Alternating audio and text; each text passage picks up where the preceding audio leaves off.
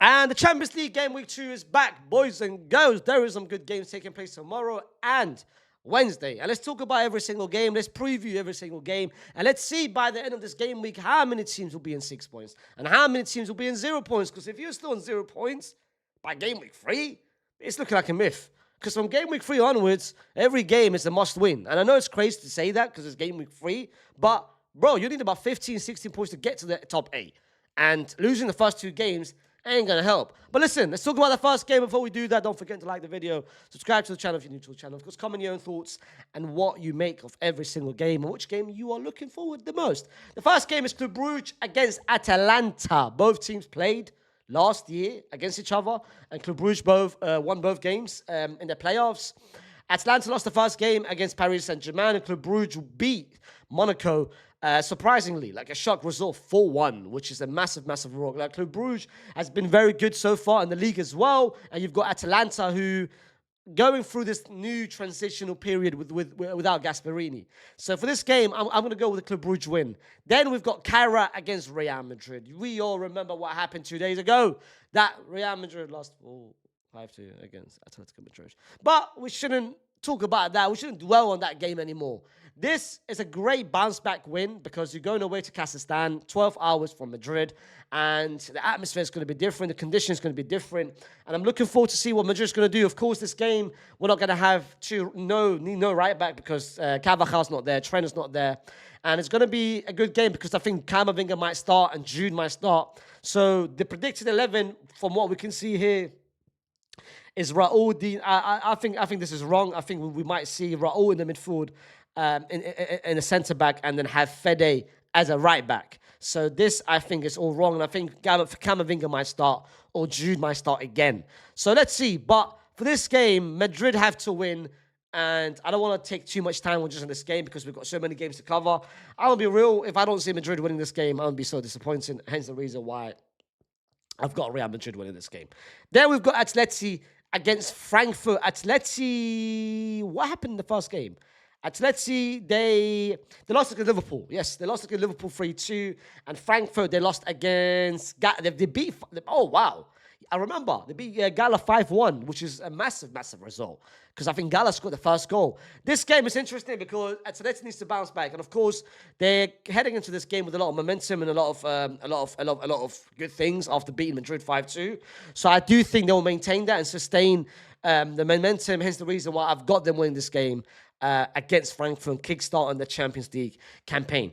Then we've got Glimt against Spurs. Again, another rematch. What happened last year, if you guys remember, the Europa League semi-final where Spurs beat Glimt. Of course, back then it was Ange. Now they've got Thomas Frank. Spurs is heading into this game drawing against Wolves at home, which wasn't a good result. But then again, Glimt, I think they won the last game. Not at the Champions League, but I think they won this game. The last Champions League, they managed to come back away from home to Sparta. I think it was Sparta Prague or something like that by 2 goals. They were losing 2-0. They came back by 2-2. Spurs, of course, won the first game, but I've got Spurs win this game. Then we've got Chelsea against Benfica, and this is, of course, a storyline. A Jose Mourinho return to Stamford Bridge. Chelsea. There is a lot of pressure on this game. There's a lot of pressure on this game because the last 4 games, if you want to say, even I don't care about Lincoln City because they were losing by 1-0. The last 4 games, Brentford 2-2, Bayern 3-1, United 2-1, and Brighton 3-1. This isn't ideal. This is not good. And of course, Cole Palmer's not going to play. Of course, Colwell's not there, which is 2 of the most important players. Benfica, ever since Jose took over, they've pretty much done well. 2 wins and 1 draw. And of course, last game before they got Jose, they lost in the Champions against Karabakh. They were winning 2-0. Karabakh came back from behind to make it 3-2. Both teams must win this game, especially Chelsea, who everyone before the campaign even started, we had them as the dark horses for this campaign. And to lose the first 2 games is going to be an absolute nightmare for them. I genuinely think with how Chelsea are and Jose, the Jose spark to it, I don't think Chelsea win this game. I got Benfica either winning or drawing this game. I think Chelsea, after 2 games, they're not going to be on no W, which is a surprise, but let's see. Then we've got Gala against Liverpool. Liverpool lost the first game of the season, similar to Madrid. The streak is over. They lost against Palace 2-1. Gala, they have, after what happened against Frankfurt, they need to make something from this game. Of course, back then there was no Victor, and Victor is now back potentially to this game. Isaac, this is his first Champions League, of course, after what happened also. Florian Wirtz will be starting. I'm going to be real. With the way the atmosphere listen, Turkish fans is crazy. And I genuinely think the Turkish fans will make this into a nightmare for Liverpool. We all know about Anfield crowd, and I think this is going to be similar to what Barca experienced against Newcastle at St. James Park, where the first 20 minutes is Newcastle's window. Now it's Gala's window. I do think the first 20, 25 minutes, the first half an hour will be key for this game because the Turkish fans and the Gala fans will make this into a nightmare for, of course, Liverpool. I think Gala could win. I genuinely think, actually, no. You know what? Let's just put it in the back, man. I think Liverpool win. Liverpool win this game. For a second, I was going to go with, of course, the hype and Gala, the fans, but just put it in the back, man. Liverpool win this game. Inter, Slavia Prague. Inter, of course, won the last game. Slavia Prague, they bottled a 2-0 lead against Bodo Glimt. I believe it was. Not Sparta, but earlier I said Sparta. It's Slavia. I got Inter winning this game, continuing and having 6 points, which is why I had them in the top 8, which everyone was surprised with because everyone expected Inter to start this campaign disappointingly. Of course, no Inzaghi and Chivo taking over. I think Inter won this game and will be on 6 points by the next game week. Marseille, Ajax. Marseille, of course, lost against Real Madrid. Ajax lost against Inter Milan. Marseille at home, they're on a good form. They won their last game against Strasbourg, I believe, in the last minute. And they beat Paris Saint-Germain the game before that. So they're on a good run. Even against Madrid, they should have done something. Like they should have at least grabbed a point against Madrid. They were very unfortunate with the penalty, of course. I've got Marseille in this game. Bayern, Paphos, expect a Bayern 6-7-0 and Harry Kane hat-trick with 2 penalties. Like Harry Kane, this is going to be another game where he's going to start a pad, he's going to get 2 penalties, and no one's going to talk about penalties if it's not Kylian Mbappe. That's how it works, apparently. Then we have Wednesday, and the best game will, of course, take place on that day. Like that's going to be a massive, massive game on this day. Before that, we've got Karabakh against Copenhagen. Karabakh made an absolute shock result, an absolute remontada against Benfica, coming back from 2-0 down and beating Benfica at Benfica. But Copenhagen, they got robbed, of course, the game against Leverkusen. I do think they'll bounce back, and I do think they will pick up 3 points from this game. Then we've got Newcastle against Union. The Belgium team, they won against against PSV 3-1. And Newcastle, they lost the last game.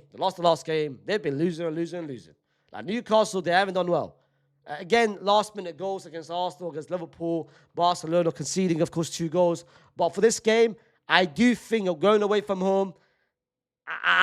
You know what? I think Union will continue. I think Union will pick up either a win or a W. I don't think Union will lose against Newcastle.